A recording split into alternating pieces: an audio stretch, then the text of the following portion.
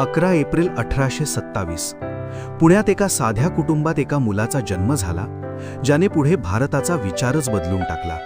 ते होते महात्मा ज्योतिबा फुले. लहानपणी एका ब्राह्मण मित्राच्या लग्नात जातीवरून त्यांचा अपमान झाला.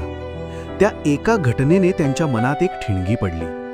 माणूस माणसापेक्षा कमी कसा असू शकतो?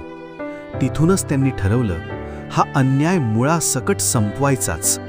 ऑगस्ट 1848 हा तो क्रांतिकारी महिना जेव्हा त्यांनी पुण्यात देशातील पहिली मुलींची शाळा सुरू केली.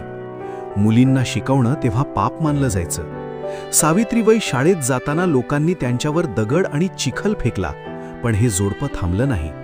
कारण त्यांना माहीत होतं, फक्त शिक्षणच समाज बदलू शकतं. त्यांचा लढा इथेच थांबला नाही. 1863 मध्ये त्यांनी विधवांच्या निरपराध बाळांना जगवण्यासाठी बालहत्या प्रतिबंधक गृह सुरू केले आणि 24 सप्टेंबर 1873ला सत्यशोधक समाज स्थापन करून अंधश्रद्धा आणि विषमतेविरुद्ध एक शक्तिशाली क्रांती पुकारली.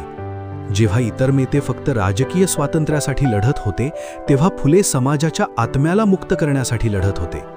त्यांचा परखड सवाल होता, समानता नसताना स्वराज्याचा उपयोग काय?